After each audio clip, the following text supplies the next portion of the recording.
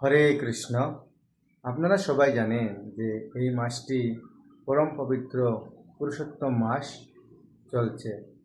তাই এই পুরুষোত্তম মাসে আপনি যা কিছু করবেন তা সব কিছুই আপনি অধিক ফল পাবেন।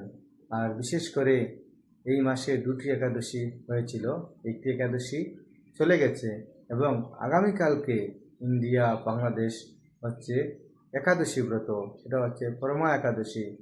এই পরমা একাদশী যদি আপনি পালন করেন, একটা একাদশী যদি আপনি পালন করেন, তাহলে 1,00,000 গুণ বেশি ফল পাবেন এই পুরুষোত্তম মাসে একটি একাদশী পালন করলে। তাই আপনি পঞ্চরবি শস্য বর্জন করে যেভাবে একাদশী ব্রত পালন করে আপনি এই একাদশী ব্রতটি পালন করুন।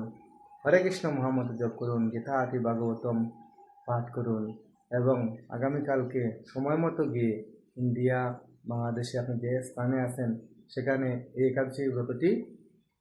একাদশী পালন সুন্দরভাবে করুন।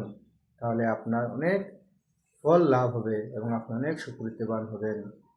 হরে কৃষ্ণ।